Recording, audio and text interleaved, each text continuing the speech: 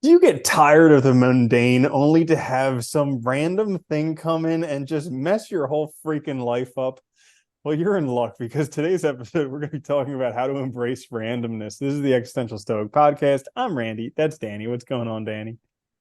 What's up, Randy? Yeah, did you notice I almost messed up saying mundane? How random was that? Yeah, pretty random. I know. Yeah, so I don't have much to say to begin this episode. So I guess we'll just get into a few things. What were you going to Yeah, say?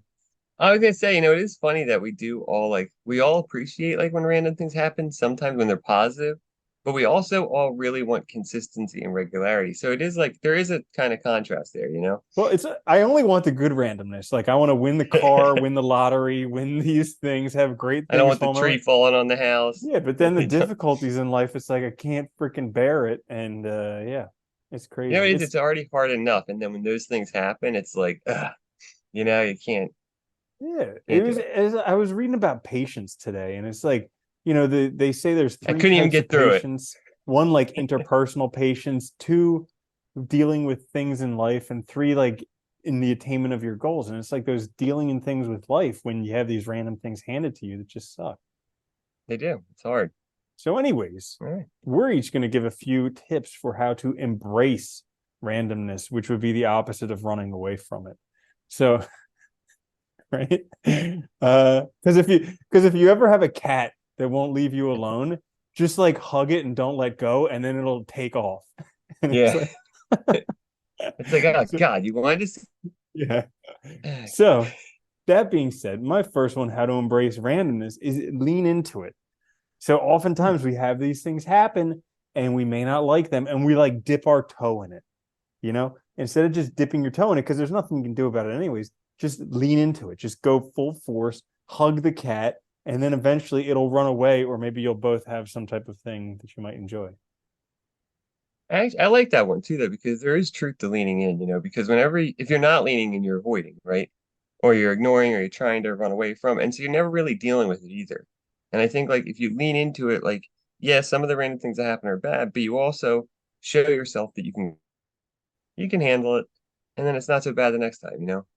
I like that one. That's a good one. That Bingo. actually goes really well with my first one, which is don't try to control what you can't. Think of like the dichotomy of control, or like the Taoist said, right? Like you want to go with the flow of the universe, not against it. Like there's so much in this world that happens that we just have no control over. And I think a lot of times our struggle to deal with randomness is when we want to control that. Some natural event happens and we say, why? Why that happened? And it's like, well, there's no reason. It just happened. So just don't worry about that. Focus on what you can worry about, what you can control. Yeah, that's a great one. Focusing on things that are in your control, like your own opinions, your thoughts, your feelings about things, that type of stuff. Because I can't even tell you how often I just get into a terrible mood because things didn't go exactly how I wanted them to go. It's like, who Did am you I ever to? catch yourself too? Like something bad will happen and like, oh, just make me so upset. And then I catch myself like being short with people and stuff. And I'm like, oh, I'm such an asshole. Like, this has nothing to do with them? Like, it's, Yeah, dude, I have such bad manners when it comes to that because I just become a total jerk. And it's like, why? Because life didn't cater to my every need all the I freaking didn't get time. exactly what I wanted. Yeah, what a child. Yeah. So my next Let's give one for baby what he this, wants. how to embrace randomness, is remember this too shall pass. So Ah, this is something that, like, especially when life smacks you upside the head with something you didn't like, eventually it'll pass. But it's like the recency bias, how right now it seems like it'll last forever. It's terrible. This is the worst thing ever. But it's not. It's gonna pass. I mean, guaranteed 100 years, you're gonna be dead. It's gonna be gone. You know, yeah. At the most very least, you won't likely, have to worry about that. yeah, most likely gonna pass a lot more quickly than that. Like chances are within about a week, 3 weeks, maybe a month, you'll forget about it. So yeah. That's actually a good one too, because I notice the more I acknowledge like my feelings, especially like difficult things, like you also are aware how fast they do go away.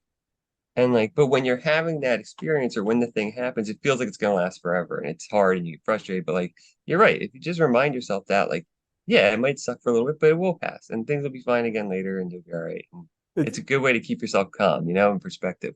Yeah, there was a story in How to Stop Worrying and Start Living about a guy who seemed like nothing ruffled his feathers.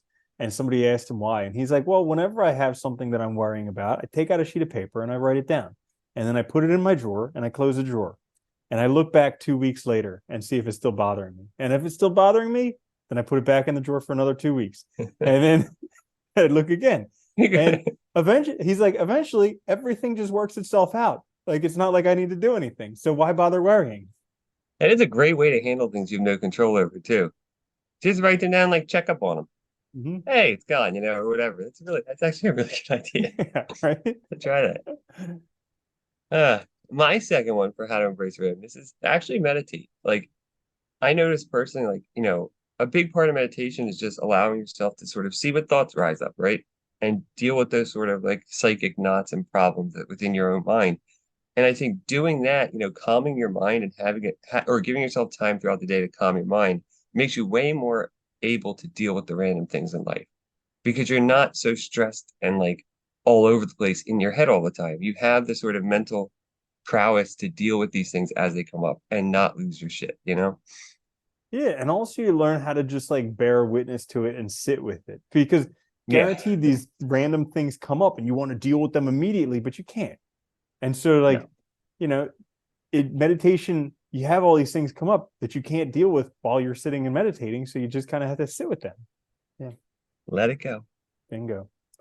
So my last one is a good one because when you're in the thick of things, it's like the only time when you don't have access to what you need in order to get through it. You As we know, know from it's like, experience. yeah, it's like you know exactly what to do all the time, except for when you actually need to know it.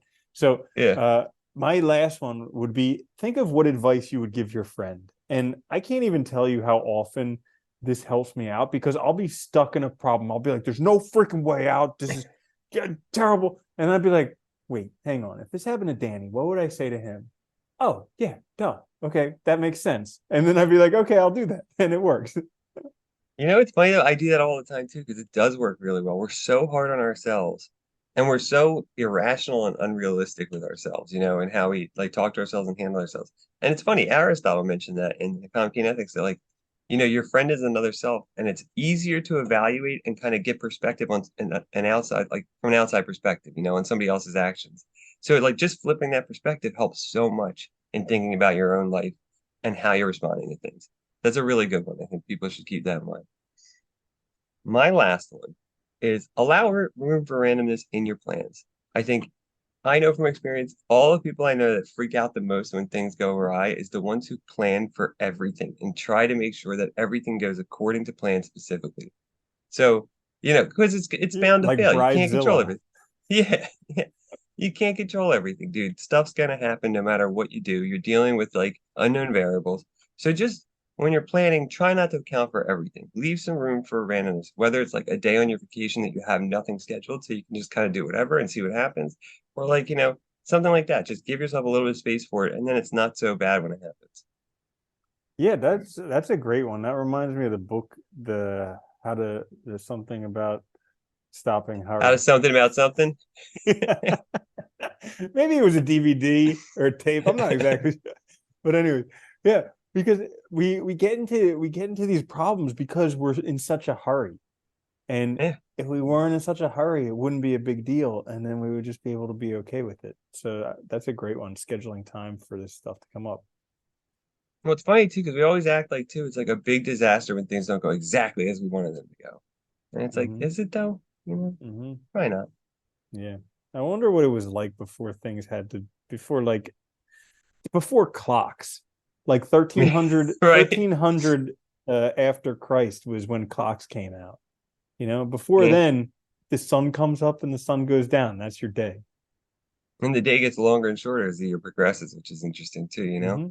Yeah, but you also Yeah, sleep longer because the days are longer, you sleep longer. Yeah, it's great. yeah, So, it anyways, is. there you have it. How to embrace randomness. If you enjoyed the episode, make sure to give it a like, thumbs up, reviews. Those are very helpful. Also, down in the description, we have a questionnaire. If you have a few minutes, fill that out for us. And otherwise, we'll catch you later in the week. This is the Existential Stoic Podcast. I'm Randy. That's Danny. I'll see you later, Danny. Later, Randy.